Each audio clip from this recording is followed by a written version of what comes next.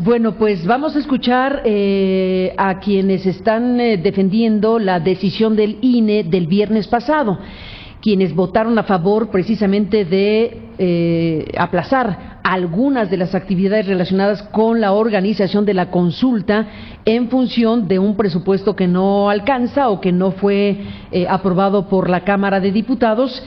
Y está aquí la maestra Beatriz Claudia Zavala, que es consejera electoral del INE, y le aprecio que esté aquí para hablar del tema, en contraste con lo que nos acaba de plantear el diputado Yergo hace unos momentos. Gracias, Beatriz, por estar aquí esta mañana. Buenos días. Muy buenos días, Carmen. Qué gusto saludarte, saludar a la audiencia, por supuesto. A tus órdenes. Bueno, pues estamos frente a esto, ya en la recta de que el Tribunal Electoral resuelva lo que se va a presentar, que nos acaba de comentar el diputado Yergo, en función de lo que resuelva la Suprema Corte de Justicia.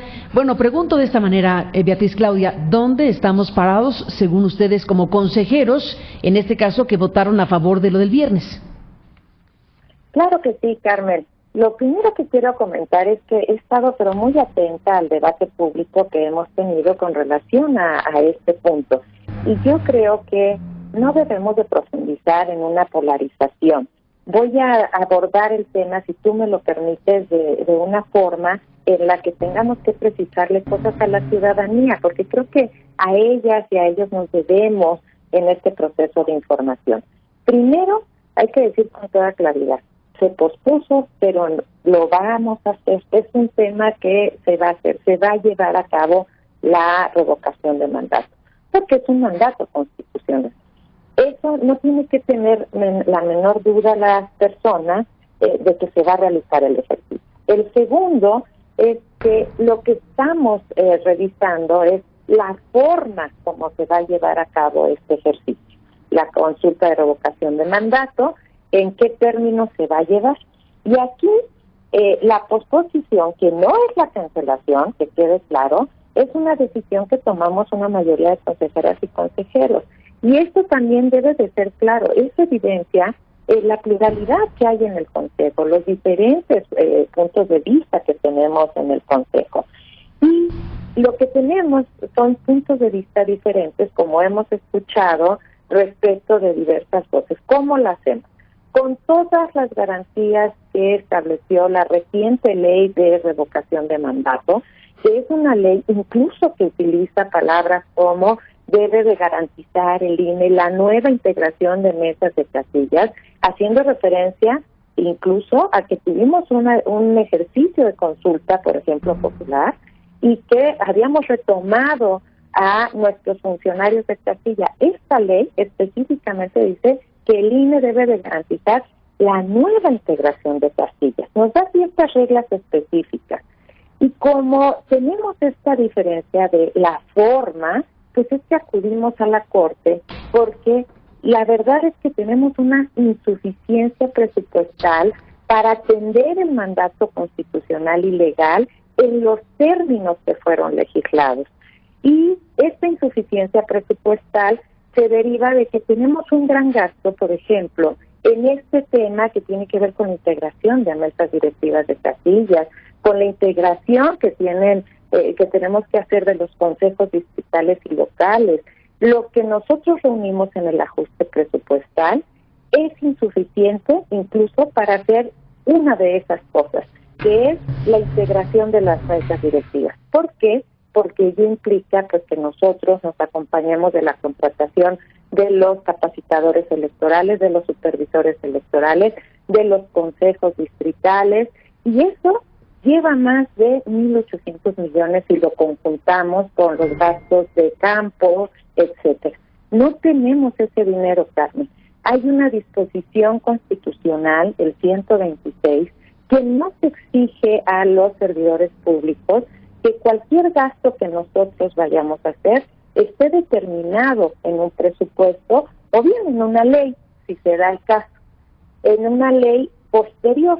En este caso nosotros hicimos la proyección presupuestal, la presentamos a la Cámara de Diputados y sin ninguna razón, sin darnos ninguna explicación, como lo exige la propia disciplina presupuestal regulada, simplemente se disminuyó, se redujo al INE de la petición presupuestal casi 5,000 millones de pesos. Frente a esto, ¿qué hacemos? Acudir al Estado de Derecho, Carmen. Acudimos a la Corte a plantear el dilema. La suspensión que se negó tiene que ver justo porque estamos en una etapa previa en la que se están juntando las firmas y en las que el ministro dice todavía es un acto futuro de realización incierta. Pero el ministro también, y eso no hay que dejarlo de lado, en esa misma resolución señaló que eso no cerraba la posibilidad de que se analizara posteriormente esta situación. En la propia medida cautelar que implica la suspensión. Y esto es importante por lo siguiente, Carmen. Nosotros tenemos que empezar a generar los compromisos de contratación de CAEs, de supervisores, de instalación de órganos colegiados en enero para poder llevar a cabo la consulta en abril. Y esto es muy importante porque ¿cómo vamos a asumir compromisos y responsabilidades si tenemos insuficiencia presupuestal incluso para eso? Entonces, lo que se trata hoy es de ver la forma. Habemos 6 consejeras y consejeros que nos pronunciamos por posponerla para que en el Estado de Derecho, que es la Suprema Corte o el Tribunal Electoral, porque este acuerdo puede ser impugnado, como lo decía el diputado representante de Morena, definan si es válido una forma diferente. Y aquí hay un punto. Si es válido flexibilizar esas reglas recientes, de hace 3 meses que puso el legislador. Y aquí hay algo muy importante, el precedente que se va a fijar para este tipo de ejercicios, Carmen.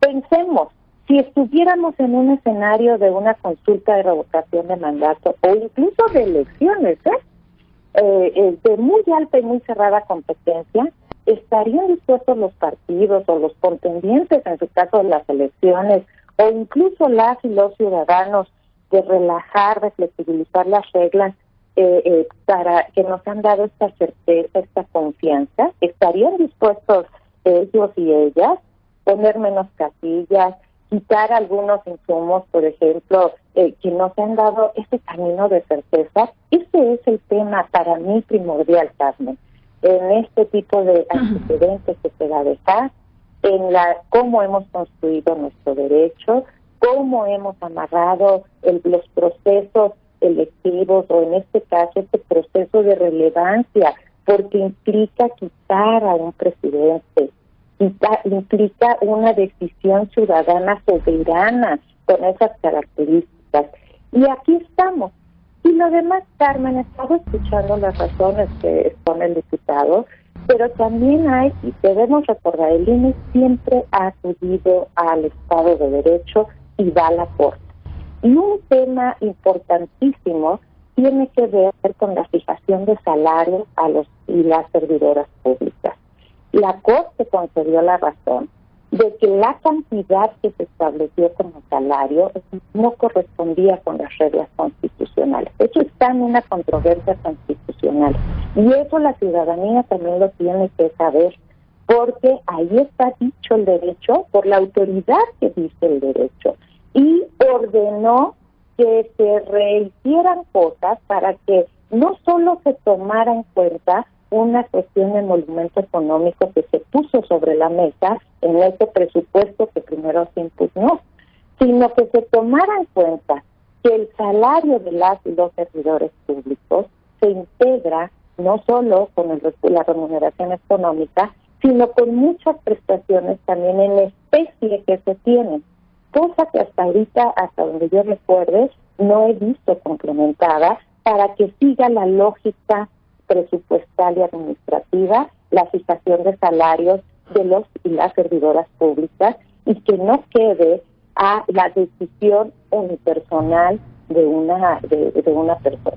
Entonces, estas son las reglas del Estado de Derecho, Carmen. A estas nos hemos estado sometiendo, y vale la pena también que a la ciudadanía le expliquemos esto. Las personas deben estar enteradas de cómo se ha planteado lo que el modelo constitucional hoy tenemos. Nuestra democracia constitucional existe hoy existe hoy, las reglas constitucionales están y todos nos debemos de ceñir a eso.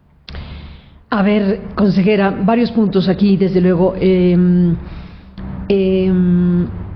Está el decreto. Bueno, al final de cuentas la Corte y el Tribunal van a resolver en función de lo que diga la ley, obviamente, y lo que dice a la letra el Diario Oficial de la Federación de este decreto con el cual se dio paso a la existencia de este mecanismo de revocación de mandato, tiene 2 transitorios.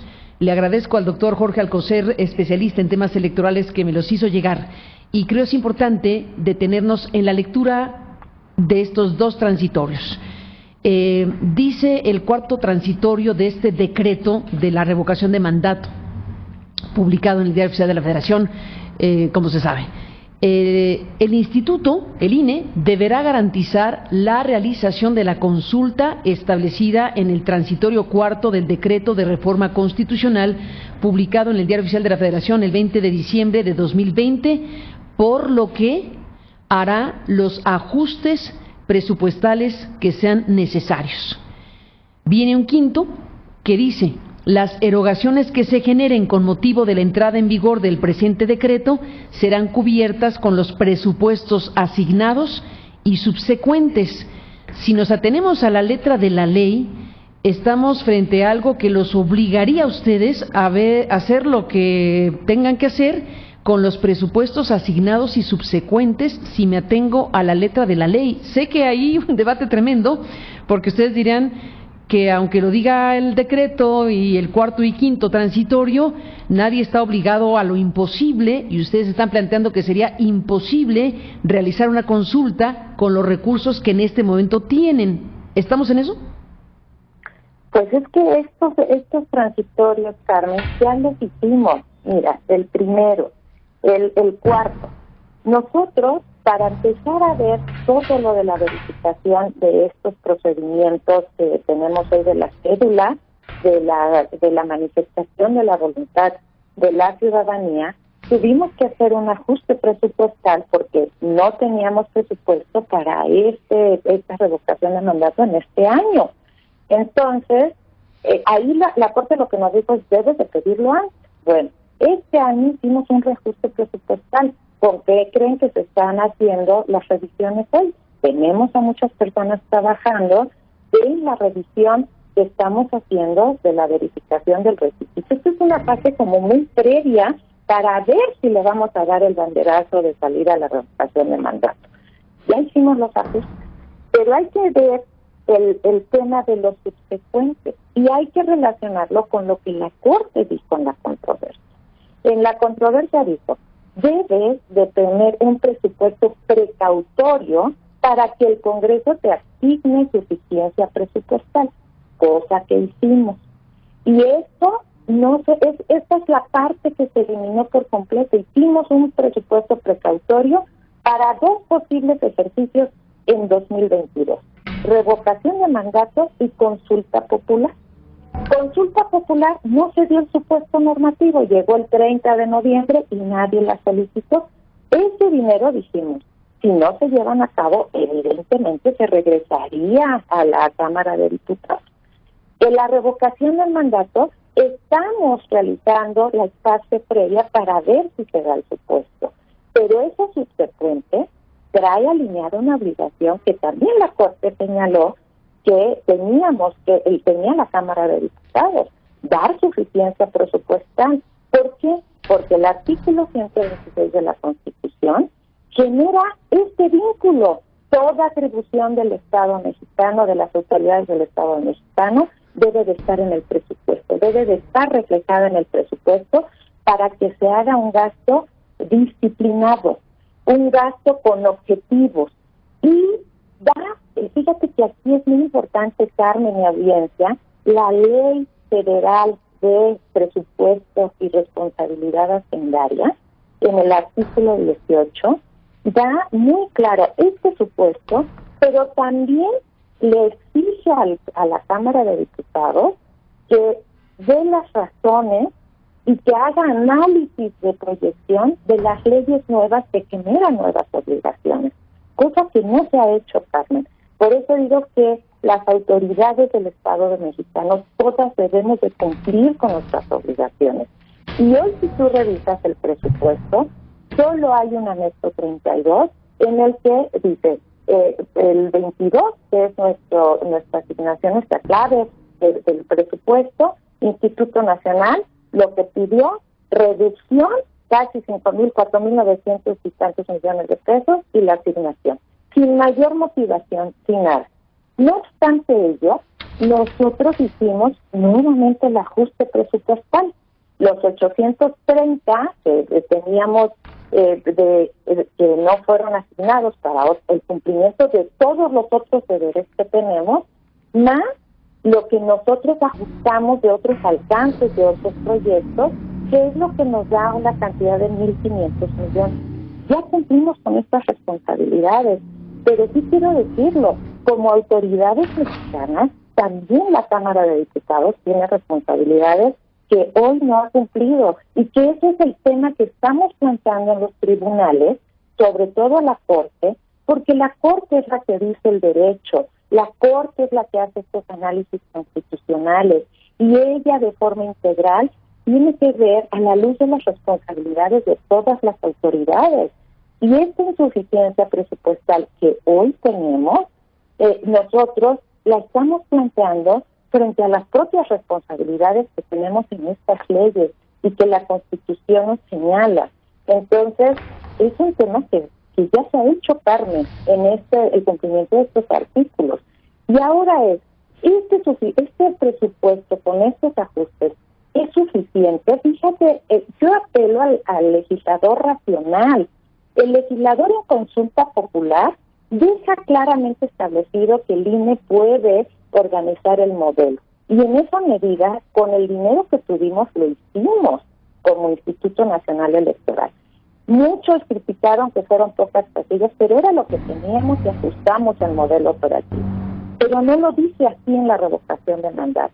En la revocación de mandato, replica, incluso utiliza palabras estas, como te digo, eliminando la posibilidad que una vez tuvimos en la consulta otra, de tomar a quienes habíamos seleccionado como funcionarios de casilla, y él nos dice, debes garantizar una nueva integración, debes hacer el monitoreo, debes de ver el PREP, nos dan las mismas responsabilidades, y volvemos aquí nuevamente.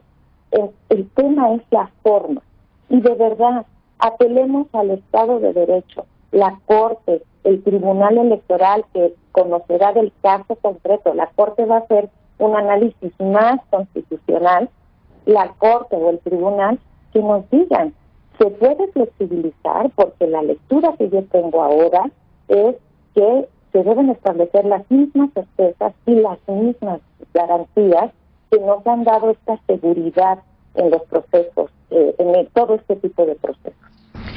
Pues estaremos siguiendo de cerca todo esto, consejera. Gracias por estar aquí para plantear pues esto que acabamos de escuchar en relación a lo que el INE, o esta parte del INE que votó el viernes en relación al tema que se está aquí discutiendo. Y bueno, pues estaremos, Beatriz Claudia Zavala Pérez, en contacto para seguir de cerca lo que proceda. Al final de cuentas veremos qué dice la Corte, qué dice el Tribunal, qué cosas van ocurriendo en el camino, para saber finalmente cómo queda todo esto en relación a esta consulta que ha promovido directamente el presidente de la República, y que bueno, pues es polémica por los cuatro costados. Gracias por estar aquí, consejera, buenos días y bienvenida. Gracias por estar aquí y hasta la próxima. Felices fiestas, buen día. Igualmente, gracias por estar aquí, y bueno, pues gracias por su planteamiento, gracias al diputado Yergo de Morena en el INE y a la consejera del INE para expresar las posturas encontradas en relación a este mismo asunto relacionado con este ejercicio de revocación de mandato.